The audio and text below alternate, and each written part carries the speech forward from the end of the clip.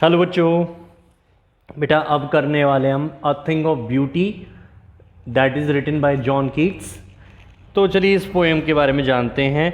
इसको हम डिटेल में एक्सप्लेन करा जाएगा, तो आप कृपया इसको पूरी वीडियो को क्या है ध्यान से सुनिएगा, स्किप मत करिएगा वरना कोई भी पॉइंट मिस हो सकता है। ठीक है, एंड में आपको मैं मेन पॉइंट्स बताऊंगा और इसके थोड़े इंपॉर्टेंट बातें बताऊंगा इसके बारे में। चलिए स्टार्ट करते हैं। A thing of beauty is a joy forever. Its loveliness increases. It will never pass into nothingness, but will keep a bower quiet for us and sleep full of sweet dreams and health and quiet breathing. देखिए, सबसे पहले है जो point है, जो कवि है, वो क्या कहते हैं कि सुंदरता की कोई चीज़ हमें सदा रहने वाली खुशी प्रदान कर सकती है। इसकी सुंदरता हमारी कल्पना में कभी धुंधली नहीं पड़ती है, इसके विपरीत यह बढ़ती चली जाती है, क्योंकि हमारी कल्पना इसमें नए रंग भर देती है। यह कभी भी अपना अस्तित्व नहीं खोती है, यह हमारी याद में सदा ताज़ा रहती है। यह हमारे लिए एक शांत कुंज यानी कि शांत घर का काम करती है। हम जब चाहे इस कुंज में जा सकते हैं। अन्य शब्दों में, उदासी के क्षणों में, यानी कि जब हम लोग उदास हैं या परेशान हैं, उन क्षणों में भी हम उस चीज़ की सुंदरता को फिर से अपने मन में ला सकते हैं तथा दोबारा प्रसन्न हो सकते हैं। इसकी याद हमें मीठे स्वप्नों से भरी एक मीठी नींद की तरफ ले जाएगी। यह हमें स्वस्थ रखेगी और पूर्ण शांति प्रदान करेगी। देखिए बेटे, इसमें एक वर्ड था, 3 वर्ड्स हैं, पास इनटू नथिंगनेस। इसका मतलब होता है अपना अस्तित्व खो बैठना या समाप्त हो जाना।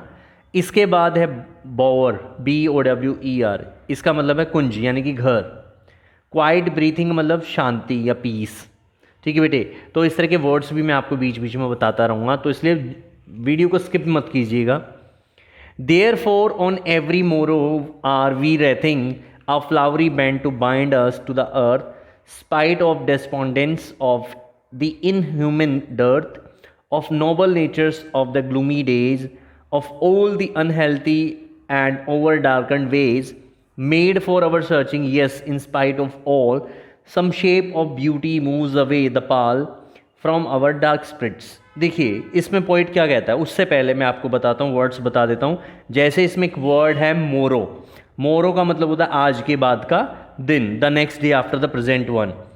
इसके बाद एक नेक्स्ट वर्ड है रेथिंग, WREATHING, जिसका मतलब होता है कवरिंग या सराउंडिंग, लपेटे रहें जैसे कि। इसके बाद आता है फ्लावरी बैंड यानी कि फूलों से भरा हुआ पट्टा। स्पाइट ऑफ का मतलब होता है के बावजूद। और इसके बाद एक वर्ड आता है डेस्पोंडेंस मतलब निराशा। इनह्यूमन डर्थ मतलब भयानक कमी। नोबल नेचर्स मतलब नाइस पीपल, अच्छे लोग। ओवर डार्कन्ड वेज एक वर्ड दिया हुआ है, इसका मतलब होता है बहुत रहस्यमय बातें या घटनाएं। सम शेप ऑफ ब्यूटी कोई सुंदर चीज़। पाल का मतलब होता है कफन।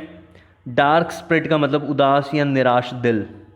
तो देखिए स्टार्ट करते हैं बेटे। इसमें इसकी एक्सप्लेनेशन मैं आपको बताता हूँ। इसमें कवि क्या कहता है कि केवल यह सुंदरता ही है जो हमें इस धरती पर चलाए रखती है। सुंदरता एक प्रकार का फूलों वाला पट्टा है जो हमें धरती के साथ बांधे रखता है। यह सुंदरता है जो हमें एक दिन से दूसरे दिन तक चलाए रखती है। संसार में दुखी होने को इतनी चीज़ें हैं कि यदि सुंदरता ना होती तो यहाँ रहना असंभव हो जाता। यहाँ सभी तरफ निराशा और उदासी है। वहाँ बहुत कम लोग हैं जिनके पास वास्तविक श्रेष्ठ दिल है। मनुष्य का जीवन पूरी तरह से निराशापूर्ण है। यहाँ अनेकों ऐसी रहस्यमय बातें होती रहती है जिन्हें मनुष्य अपने पूरे यत्नों के बावजूद यानी कि पूरी कोशिश के बावजूद समझ पाने में असमर्थ रहता है। किंतु इन सभी दुखदायक बातों के बावजूद मनुष्य इस संसार में रहना जारी रखता है।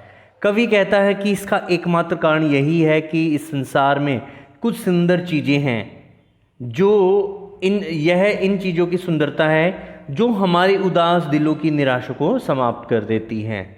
इसके बाद बेटा थर्ड स्टैंजा है, उसमें पॉइंट क्या बोलता है, such the sun the moon trees old and young sprouting a shady boon for simple sheep and such are daffodils with the green world they live in and clear rails that for themselves a cooling covert make gainst the hot season the mild forest break rich with a sprinkling of fair musk rose blooms। देखिए बेटे ये है stanza. तो इसमें सच, सच का मतलब इस किस्म का, अर्थात उस किस्म की चीज़ें जो सुंदर हैं। स्प्रॉटिंग SPROUTING पैदा कर रही है। शेडी बोन मतलब छायादार स्थान जो किसी वरदान से कम नहीं है। सिंपल शिप भोले दिल वाली भेड़ें। विद द ग्रीन वर्ल्ड तथा हरे भरे घास के मैदान भी। रिल्स मतलब छोटी छोटी नदियाँ। कोवर्ट COVERT कोवर्ट मतलब होता है झाड़ जखान, छोटी छोटी घनी झाड़ियाँ या पेड़ों का क्षेत्र जहाँ जानवर छिपे रह सकते हैं। गेनस्ट यानी कि इसका मतलब क्या है, अगेंस्ट है, इसका मतलब स्वयं को इससे बचाने के लिए। ब्रेक का मतलब होता है दलदली झाड़ियाँ। रिच विद के कारण सुंदर लग रही है। स्प्रिंकलिंग मतलब किसी चीज़ की थोड़ी मात्रा या गिनती। मस्क रोज होता है बड़े बड़े सफ़ेद फूलों वाला गुलाब। ब्लूम्स मतलब फूल। तो यहाँ पे कवि क्या बताता है, कुछ एक सुंदर चीज़ की सूची देता है।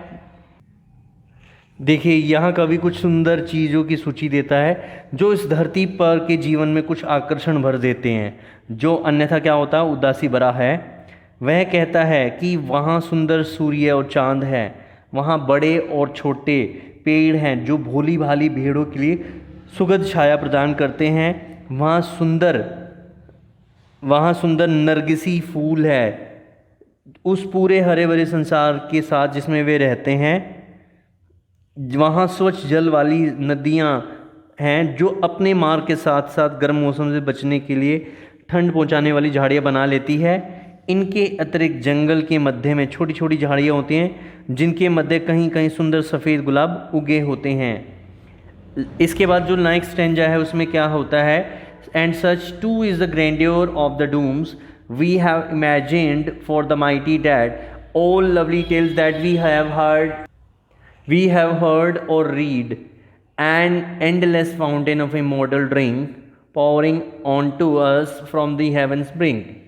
देखिए यहाँ पे कुछ वर्ड्स है जैसे डूम्स मतलब मानव जीवन के बारे में ईश्वर के अंतिम निर्णय। द माइटी डेड संसार के महान और शक्तिशाली लोग। इमॉर्टल ड्रिंक यानी कि अमृत या ऐसा पेय जो अलौकिक खुशी प्रदान करता हो। हेवंस ब्रिंक स्वर्ग का छोर। तो ये है। इसके बाद देखिए क्या होता है इसमें, तो जो पॉइंट है वो क्या बताता है, सुंदर चीज़ों की अपनी सूची को जारी रखते हुए कवि कहता है कि हम अंतिम निर्णय के दिन ईश्वर से उन शक्तिशाली लोगों के लिए सुंदर पुरस्कारों की कल्पना करते हैं जो इस समय अपनी कब्रों में मरे पड़े हैं। हम उन सुंदर उपहारों के बारे में सोचते हैं और खुशी से भर जाते हैं। इसके अतिरिक्त वहाँ पुराने दिनों की सुंदर कहानियाँ हैं जो हमने सुनी है या पढ़ी है। कवि इन सभी सुंदर चीज़ों को अलौकिक पेय यानी कि अमृत का एक अनंत झरना कहता है जो स्वयं स्वर्ग है हमारे लिए उड़ेल रहा है। अन्य शब्दों में स्वयं ईश्वर ने इन सुंदर चीज़ों की रचना हमारे लिए की है ताकि हम इस धरती पर अपने जीवन के दौरान उनसे प्रसन्नता प्राप्त कर सकें। वे हमें उतनी ही खुशी प्रदान कर सकती है जितने फरिश्ते स्वर्ग के अमृत पेय से प्राप्त करते हैं। ठीक है बेटे, तो इसमें क्या है, देखिए कवि क्या कहना चाहता है इस पूरी पोएम में। वो कहता है कि सुंदरता की कोई चीज़ सदा के लिए खुशी होती है, इसका अस्तित्व कभी समाप्त नहीं होता। इसकी सुंदरता दिन प्रतिदिन बढ़ती जाती है जब हम इसे देखते हैं। सुंदरता की कोई चीज़ एक शांत कुंज के जैसी होती है जो हमें प्यारे प्यारे सपनों से भरी मीठी नींदें दे सकती है। यह हमारे शरीर का स्वास्थ्य और मन की शांति प्रदान कर सकती है। कवि साथ में कहता है कि सुंदर चीज़ एक तरह से फूलों के पट्टे के समान होती है जो हमें इस धरती से बांधे रखती है, जो कि इसके बिना क्या होता दुख और उदासी से भरी होती। कवि इस धरती पर मनुष्य जीवन की कुछ एक असुखद बातों की सूची देता है। मनुष्य सदा अपने दिल में निराश बना रहता है। वास्तविक रूप से श्रेष्ठ आत्मा वाले लोग बहुत कम हैं। मनुष्य अपने सब दिन निरंतर दुख अथवा बीमारी में बिताता है, किंतु इन सब उदासी के बावजूद वहाँ खुशी के पल आ जाते हैं जब आदमी किन्हीं सुंदर चीज़ों को देखता है। सुंदर चीज़ों की गिनती में वहाँ सूर्य, चांद, ठंडी उज्ज्वल नदियाँ, छोटे बड़े पेड़, नरगिसी फूल, सफ़ेद गुलाब, हम अपनी कल्पना में बढ़िया चीज़ों के बारे में सोचकर भी प्रसन्नता प्राप्त करते हैं। इसके अतिरिक्त हम साहित्य की महान रचनाओं को पढ़ने या सुनने से भी प्रसन्नता प्राप्त करते हैं। कवि इस तरह की सुंदर चीज़ों को अलौकिक पेय यानी कि अमृत का एक झरना कहता है, जो स्वर्ग के छोर से हमारे लिए क्या है, जो स्वर्ग के छोर से हमारे लिए बह कर आ रहा है। कवि के कहने का भाव है कि ईश्वर ने स्वयं विभिन्न सुंदर चीज़ें बनाई हैं ताकि वे मनुष्य को प्रसन्नता प्रदान कर सके। तो ये था बेटा इस पोएम के बारे में। अब इसके थोड़े से मेन पॉइंट्स हम लिख लेते हैं और मैं आपको ऑलरेडी बता चुका हूँ पोएम के अंदर, और कुछ इंपॉर्टेंट चीज़ होगी वो भी डिस्कस करूँगा।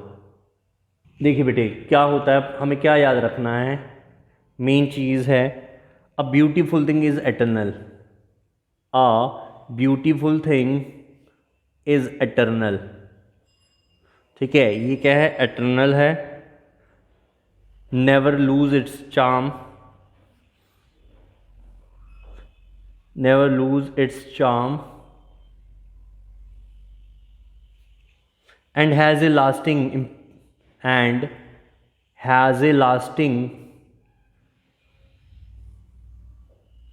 ठीक है, इसमें क्या लास्टिंग इंप्रेशन होता है हमारे माइंड में, impression on our minds।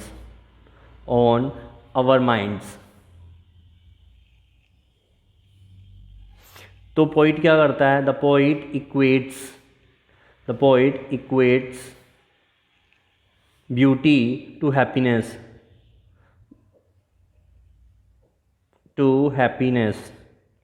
ठीक है बेटे, ये है इसमें कुछ इम्पोर्टेंट। तो साथ में वो क्या बताता है भाई, जो बाई ब्यूटी से कीट्स का मतलब क्या है भाई। देखिए बेटे, जो सबसे पहले क्या था भाई, ब्यूटीफुल थिंग क्या था, एटर्नल है, never lose its charm and has a lasting impression on our minds.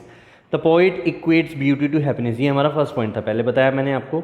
Second क्या है, बाय ब्यूटी कीट्स का मतलब क्या है, the sun, moon, old and young trees that give shade, clear rills, musk rose, these all have the power to uplift man's spirit by providing sense of peace and serenity। Third क्या है, life क्या है, full of trials है, dirts है, sadness है, death of noble values among people. ये सारी चीज़ें हैं हमें याद रखनी है। अब बात करते हैं पोएटिक डिवाइसेस। तो इसमें क्या है, सबसे पहले है मेटाफोर है। मेटाफोर किस किस में है, बोवर क्वाइट में है, स्वीट ड्रीम्स में है, फ्लावरी बैंड में है, unhealthy and over dark spirits में है, और endless fountain of immortal drink में है। इसके बाद होता है एलिट्रेशन, जो रिपीट होता है, जिसमें फर्स्ट लेटर जो हमारा रिपीट हो, जैसे नोबल, नेचर, कूलिंग कॉवर्ट, इसमें सी रिपीट हो रहा है, इसमें फर्स्ट वाले में एन रिपीट था। इसके बाद है बैंड टू बाइंड, तो इसमें बी रिपीट हो रहा है दोनों में। इसके बाद आता है पर्सोनिफिकेशन, यानी कि जो चीज़ ह्यूमन ना हो लेकिन ह्यूमन जैसे क्या करे, बिहेव करे, जैसे इन ह्यूमन डर्थ हो गया।